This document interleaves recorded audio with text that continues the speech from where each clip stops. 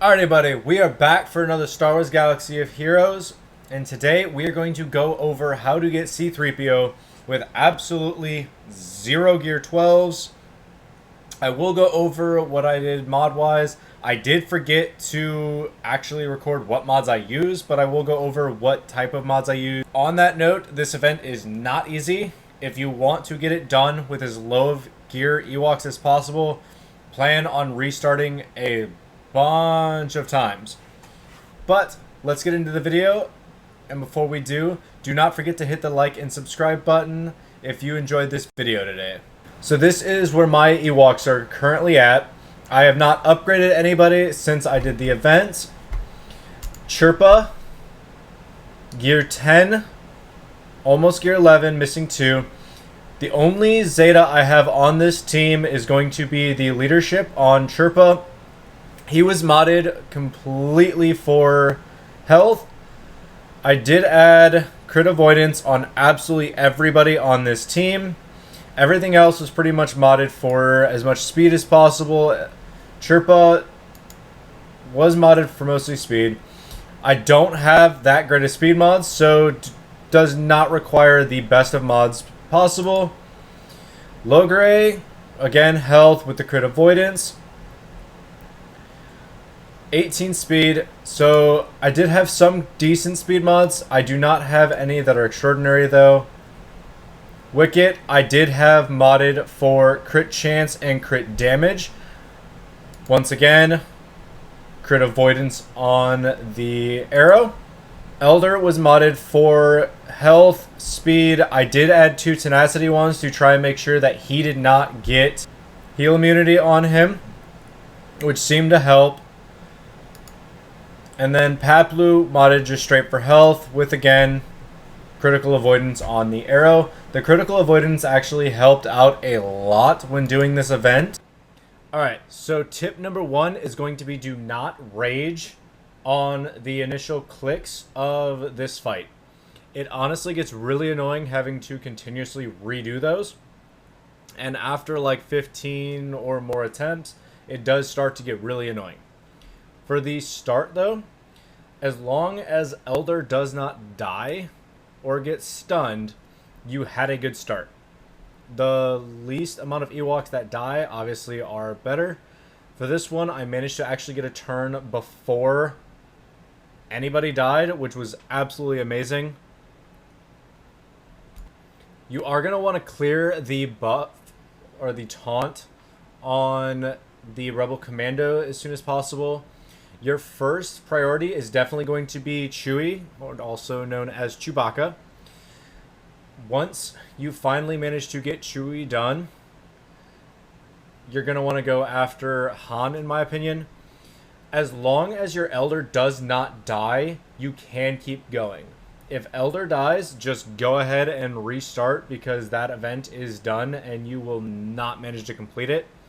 If you can get Chewie done before Elder dies, you chances are can probably beat the event, as long as you do get a little bit better RNG after that. I absolutely screamed the first time I beat Chewie, and the first time that I managed to beat Chewie was the time that I managed to beat the event. Chewbacca is what keeps both Leia and Han guarded. Once that is gone, Han Solo is way easier to kill. And once Han is dead, their damage pretty much goes away. So as long as you can get rid of Chewie, you should be good to go. Which, as you can see, the hard part comes down to Rebel Commando just continuously taunting. What you're going to want to do is use Paplu's basic to actually dispel the taunt and then just go back to going after Chewie. The dazes from Logay actually help out a lot as well. They do stop people from doing the assists. You can pretty much lose everybody, and with some RNG, Elder can bring back quite a few people, and you will be reviving a lot. So having the extra tenacity as well as speed and health for Elder to live, and then speed to actually get him going. The speed is not as helpful because the Ewoks are going to gain turn meter as with Wicket's AoE. That is why I modded him for the crit chance. Every time he lands a crit there, you're going to gain extra turn meter for every single one of your Ewoks. And once you get Chewie down, just like there, you can pretty much go ahead and start screaming. You may finally complete the event as long as you do not get some bad RNG there.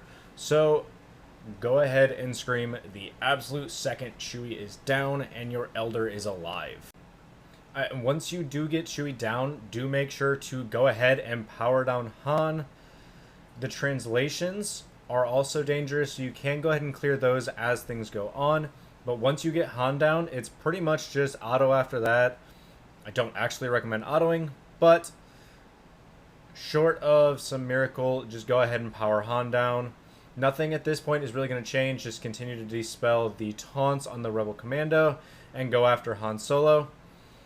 Another note that I just realized, go ahead and try and stealth Elder a lot. Keeping him alive is going to be important. However, you can also use the assist from Wicket on Paplu, and Paplu will taunt. And since his basic attack also dispels, it does help you clear a lot of the different buffs, such as the translations or the taunt off of Commando, and help you just sort of manage the teams a little bit better. Logray with his turn meter removal if he has enough potency. The potency cross on him actually is pretty helpful as well. From about this point on though, there's really no actual damage to get through the rest of your team. So this phase just takes a lot of time to actually break through some of the help that R2, 3PO, and Leia have. But you pretty much have it at this point. It's just going to take a lot of time now to get through everything. And then at the very, very end, you get to walk through, spin your C-3PO around in a little bit of swgoh.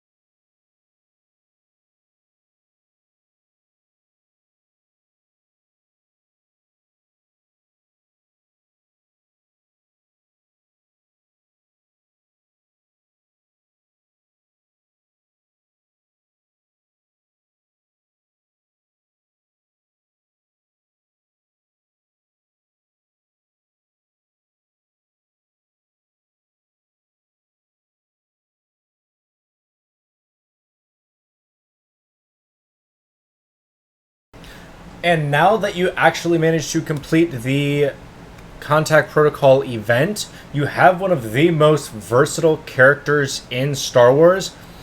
He's good in not only Rebel lineups, Resistance, and Galactic Republic. You can throw him in Ewok lineups, but really don't recommend that one. Personally, I am excited to throw C-3PO into my Galactic Republic lineup, or my Rebel lineup specifically. My Resistance sort of sucks, but he is a good placeholder in Padme teams. He is a good person in the Rebel teams under a CLS lead, especially with Chupio, who just came out. The combo works very, very well. And considering he's one of the characters you can throw in either one, it gives you a lot of versatility for this character, and he is one of the best characters in the game. So, congratulations on getting your 3-star, or not 3-star. Congratulations on getting your 7-star 3PO once you complete this event. And again, if you like this video, do not forget to hit the like and subscribe button. I also stream on Twitch I stream every single Grand Arena, so go ahead and stop by.